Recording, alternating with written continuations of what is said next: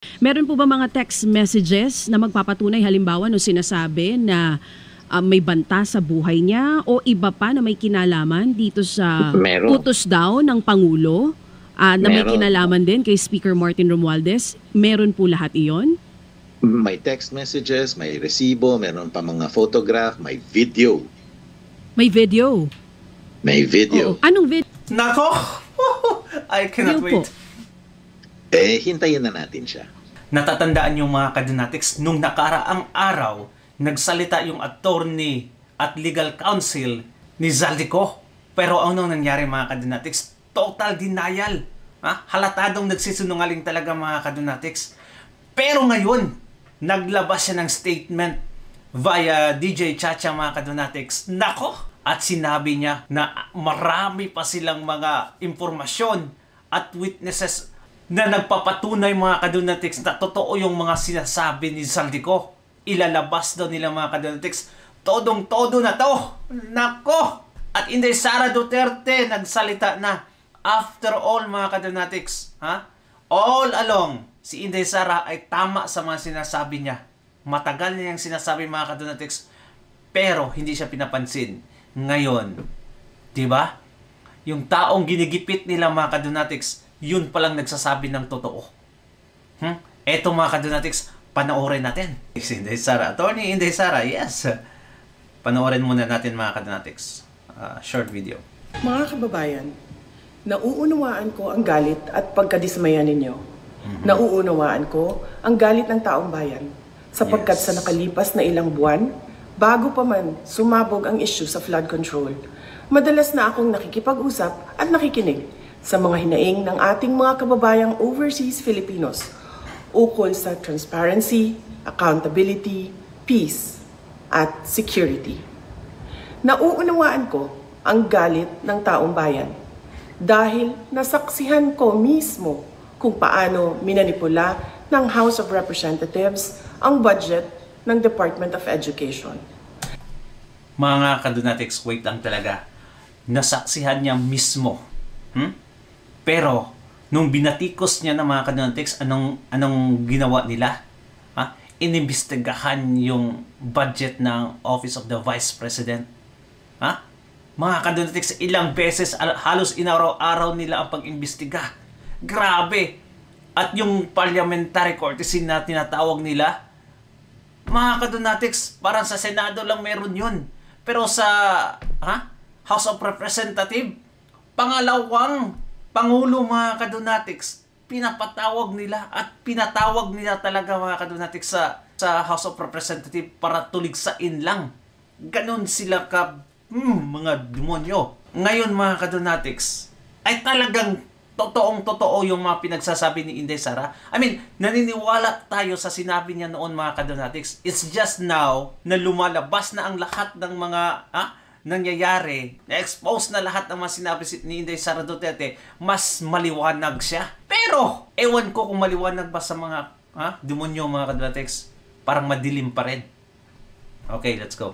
Sa halip na sundin ang listahan ng DepEd upang matugunan ang malalang kakulangan sa classrooms, misulang ginawang pork barrel ang pondong nakalaan para sa kabataang Pilipino at pinaghati-hatian ng mga kongresistang malapit sa mga makapangyarihan. Totoo talaga yung mga kadonatics, no? 1,000, if I'm not mistaken, 1,200 per year ang dapat magawa na classroom mga kadonatics. Ang nagawa for the last 3 years, 22 lang ata mga kadonatics, 22 classrooms. At yan ay napatunayan ng DPWH. So it means 100% yung mga sinasabi ni Inday Sara na totoo talaga. Pinili kong huwag sumali sa panggagago sa taong bayan. Sa aking pagbitiw bilang kalihim ng DepEd, ininda ko ang kaliwat kanan na atake kasama na ang impeachment para lamang mapagtakpan nila ang katiwalian sa 2025 budget.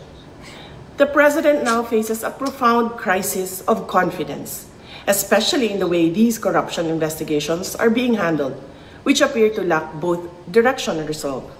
We also seek clear answers on how a budget that deprived Filipinos of billions and billions of pesos was approved under his watch. Kaisa Tama. ako ng milyong-milyong Pilipinong nadismaya at nandidiri sa pamahalaang lulong sa insekuridad at walang kabusugang kasakiman. Ang karapatan nating magsalita at magpahayag ang sandigan ng demokrasya. Dapat itong pakinggan ng pamahalaan, hindi para isang tabi at baliwalain lamang. We Filipinos deserve better. Syukran. Sarap. Or napakasakit mga kadunatics na pakinggan yung we Filipinos deserve better. Kasi grabe ang injustices sa Pilipinas ngayon. And I cannot wait mga kadunatics. I cannot wait that Inday Sara Duterte will be the sitting president. And it would likely happen mga kadunatics yung sabi nila na hindi naaabot ng Pasko si Marcos Jr. Parang mangyayari ata mga kadunatics, no? Parang magse-step down na ata siya. Naku mga kadunatics, if that happens, the best gift ever mga kadunatics sa Pasko. Can you imagine? Ang taong binoto natin tapos magiging best ever mga kadunatics na gift pala para sa atin ngayong Pasko. In a negative way mga kadunatics para sa kanila. Well, grabe. Kailan pa kaya mag-assume ng office si Inday Sara Duterte? Kasi yung Vice President Office mga kadunatics, napaka-limited talaga yung magagawa. Can you imagine having a 700 million mga kadunatics budget for a year? Tapos, nationwide yung kina-cover mo? What? 900 nga yan. Sana mga kadunatics, binawasan. Ngayon, while the president having a 4 billion a year. What the heck? Look at that. Anyway, let's go on mga kadunatics sa attorney ni Zaldico. Ayun na. Nagsilabasan na mga kadunatics. Nung una, totally deny pa siya. Di ba? Klarong-klaro talaga nagsisinungaling. Pero ngayon, dahil naglabas na talaga yung amo niya ng video mga kadunatics, hindi na siya makadeny. Sinuportaan niya na. Eto. Pero gaano po ba katibay yung mga ebidensya na hawak ni Zaldico aside po doon sa mga nauna ng litrato na inilabas niya rin sa video? Matibay na matibay. And you have seen it, attorney. Alam niyo na po kung anong mga ebidensya tong hawak niya. Yes. Hindi ko alam na maglalabas na siya ng statement. I had a feeling na someday lalabas yan. Di ba kasi sabi ko nga, eventually magbibigay siya ng sworn testimony, hindi ba? Hindi ko lang alam na gagawin na niya this weekend. At saka hindi ko alam kung ano yung mga ilalabas niya ngayon. Pero nakita ko na pinakita niya sa akin yung maraming ebidensya. Hindi ko alam kung yung pinakita niya sa akin ay kompleto. Pero yung nakita ko, whether kompleto or hindi, matibay na matibay. Oo. Patay ka, BBM ka at Romualdez. Matibay na matibay daw. Nako! Pwede lang po naming malaman, attorney, ano pong mga ebidensya ang nakita nyo na aside from the photos? Meron po ba mga text messages na magpapatunay halimbawa no sinasabi na may banta sa buhay niya o iba pa na may kinalaman dito sa utos daw ng Pangulo na may kinalaman din kay Speaker Martin Romualdez? Meron po lahat iyon? May text messages, may resibo, meron pa mga photograph, may video. May video? May video. Oo. Anong video? Nako! I cannot wait.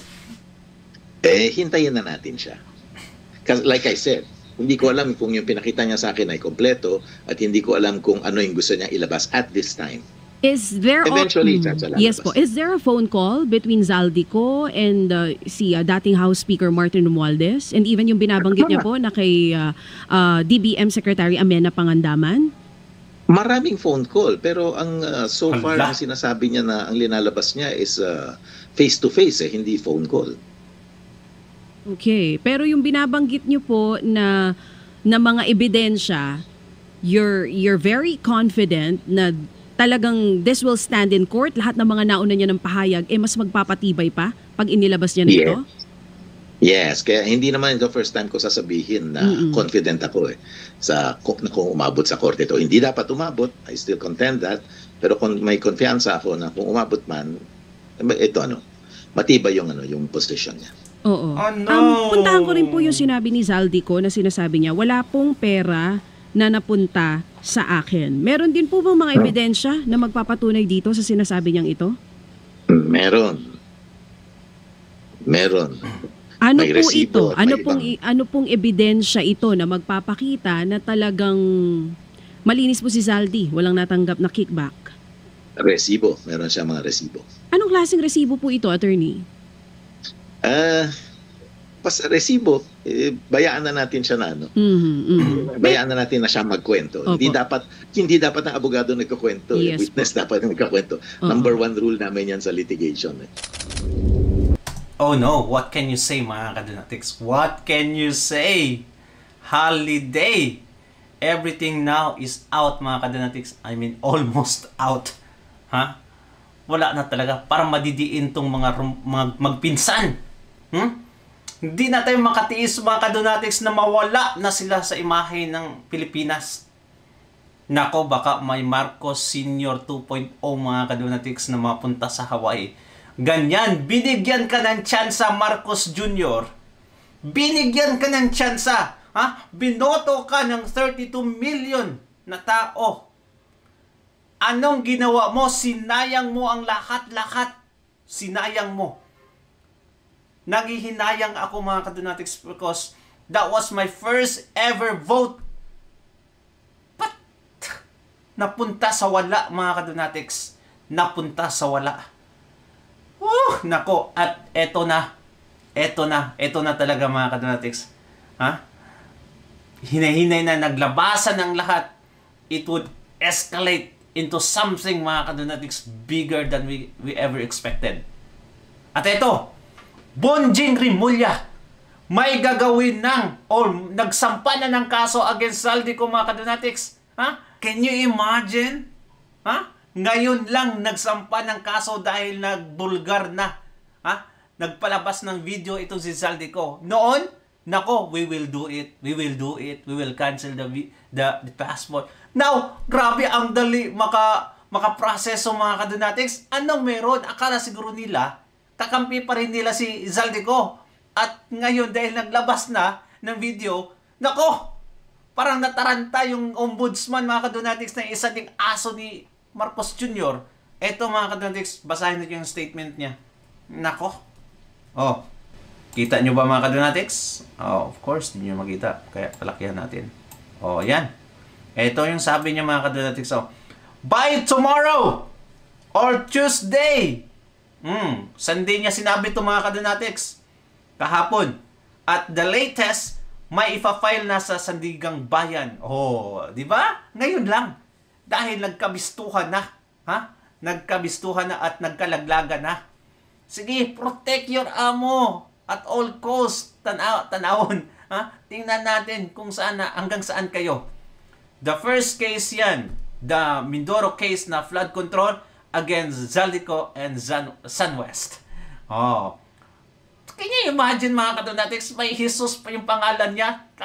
Nakakadiri at it's so embarrassing mga kadonatics at blasphemous. Tapos ganito siya mag-act. May pinoprotektahan yung mga kriminal. Kaya, nako mga kadonatics, dapat, Lucifer, dapat dito mga kadonatics. Or Lupin Rimulya, hindi Crispin Rimulya. What do you think mga kadonatics? Eto na ba talaga? Patungo na ba to sa mga success mga kadonatics? Sa pinapanalangin natin na so many nights and days para lang aabot tayo sa ganitong sitwasyon ngayon mga kadonatics. Patungo na ba? What do you think mga kadonatics? Makakaupo na kaya si Inday Sara as a president this before this year ends mga kadonatics? What do you think? Comment down below. Kasi napakasaya talagang nangyayari mga kadonatics. Habang sila ay nararatal na sa kakadepensa, tayo naman mga kadonatics nagbubunyagi. At simula pa lang to. Thank you and God bless you mga kadonatics. Ingat palagi. Bye-bye.